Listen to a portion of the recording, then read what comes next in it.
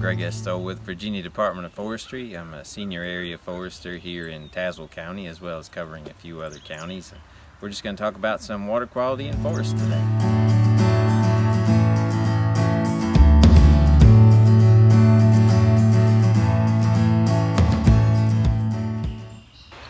So the definition of forestry, there are lots of different definitions, but kind of a forester's definition is it's the art and science of managing trees to meet the needs of the landowner. That can vary from timber production to wildlife habitat to a combination.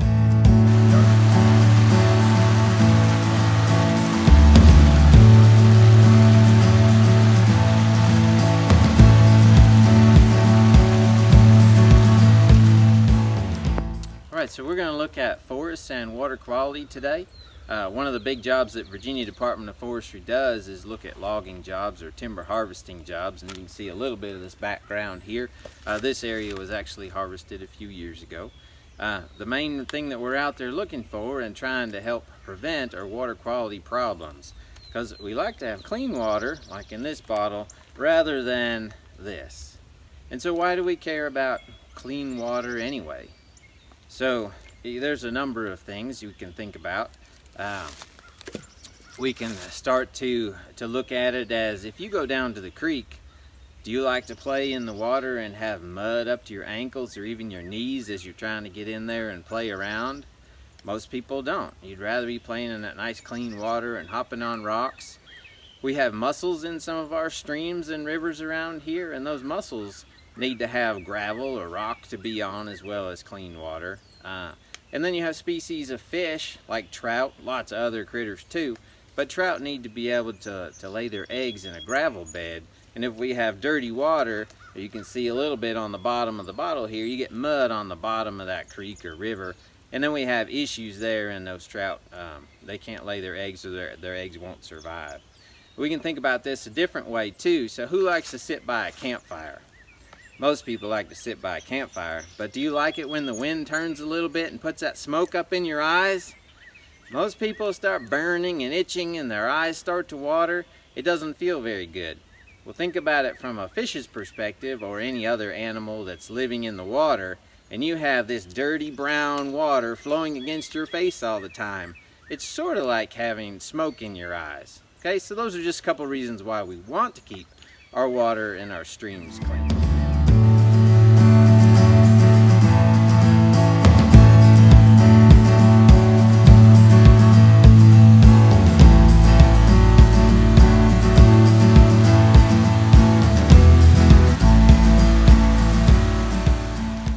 So with dirty water, like here in our example, that's sediment down in there, what we call it, which is just dirt.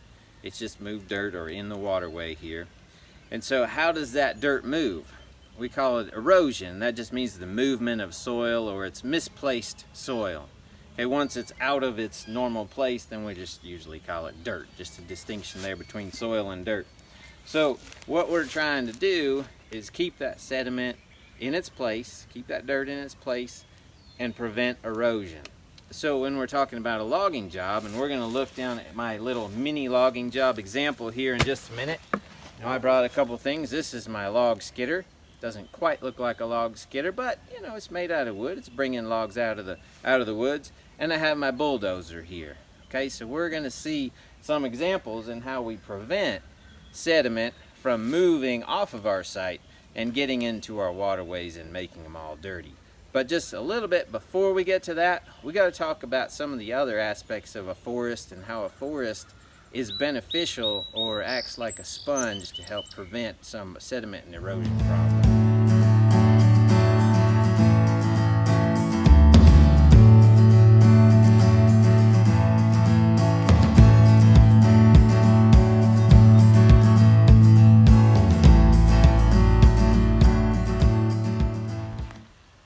So forests can be looked at as a sponge. Now, it'd be kind of ugly if it was this yellow sponge here, but what I mean by that is that when it rains and comes down, we have this nice litter layer on the ground, which helps the rain soak into the ground.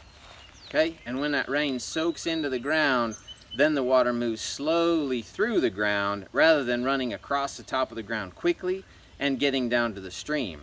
So like a sponge, the forest floor kind of soaks up that water and then slowly releases it. Another way that a forest is like a sponge is it's like a filter. So if I take my dirty water here and I pour it on the sponge, of course some of it's going to go through, but you see it hasn't even gone through yet. And if I get closer here, you can see that I have some little pieces. Now it's starting to go through.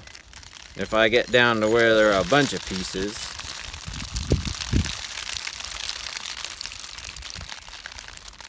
you can see that my sponge catches a bunch of those pieces on top, and so the water that came through is much cleaner.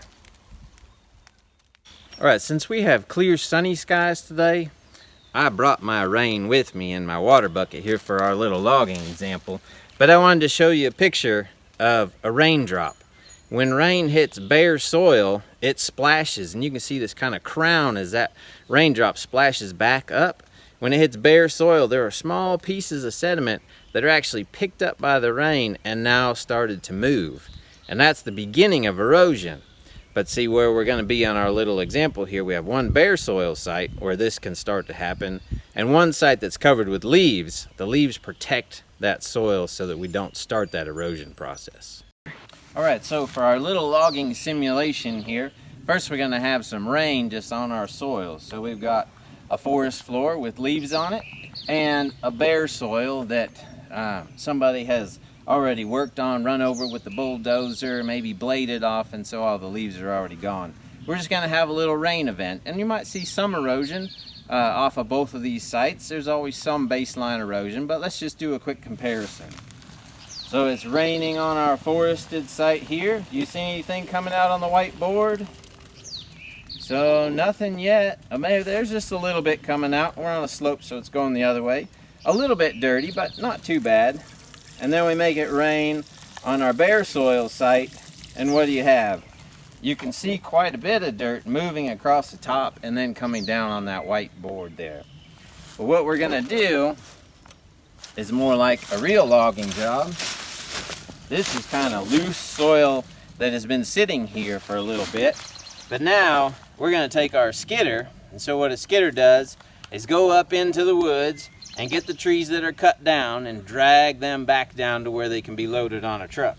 So this is going to be our main trail, and we're going to go up here, we're going to get our trees, and we're going to come on back. And we're going to use this same trail up and down the hill.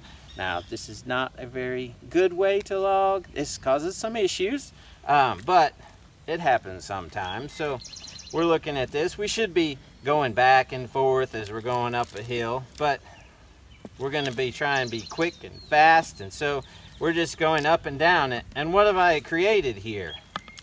I've created a rut. Okay, and I've also smashed down all this soil here. So when it rains this time, do you think anything different's going to happen? We take our rain, we have our rain coming down, and you can see how it channelizes and funnels straight down that rut. And there's a whole lot more erosion and sediment coming off of this site right now. Okay, this is what we want to prevent while we're out there looking at logging jobs and helping loggers take care of the woods. So what can we do to prevent this problem here? Okay, now there are some things we could have done. Moved our skid trail around so it didn't go straight up and down the hill. So what are some ways we can fix this is really what we're looking at now that it's happened. Alright, so we want to get our bulldozer here, my handy dandy shovel bulldozer, which if it's small you can use a shovel, but if it's big you're going to need a bigger piece of equipment. And what we want to do, now this depends on if we need to use this skid trail again. We might just be doing this temporarily, or we might be closing this logging job. So first we're just going to do it temporarily. What we want to do is move some dirt around and what we call a water bar. Now you'd want to make a bunch of water bars on the whole hillside, but of course we only have a little example. And now when it rains, where's that water going to go?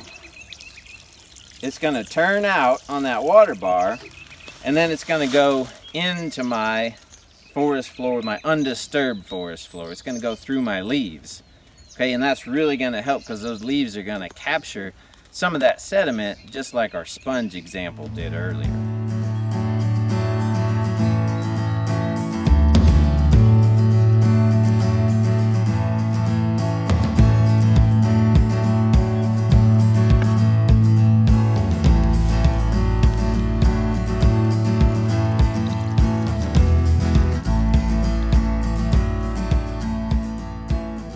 Now that the operator out here is finished using this skid trail, they already have this temporary water bar. They put it in at night in case it was raining.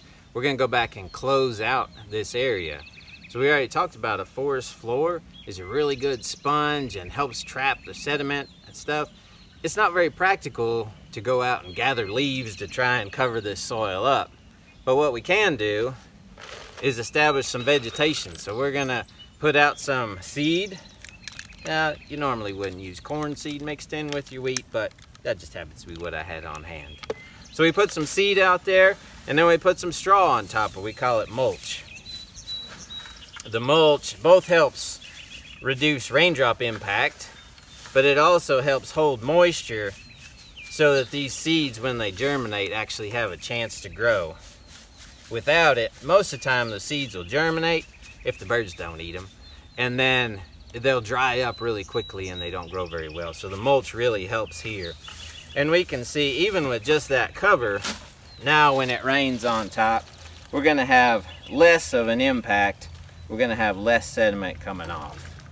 So in our forest floor here, we have some things missing. So we're gonna pull back our forest floor just to see. And so this is just leaves on top of bare soil, just for our quick simulation example. But in a real forest floor, you'd have a humus layer, which is a thick or a thin, but very rich black humus layer.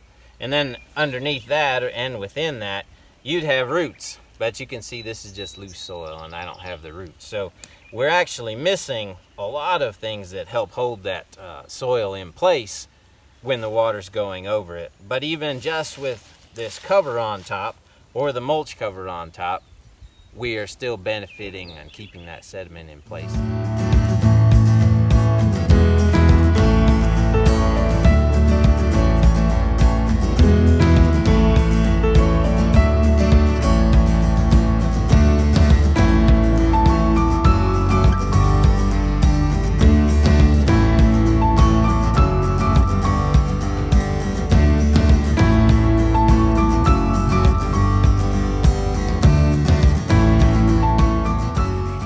So just to wrap things up here, forests are a great sponge. Forests are a great filter. They really help keep our water clean and our soil in place.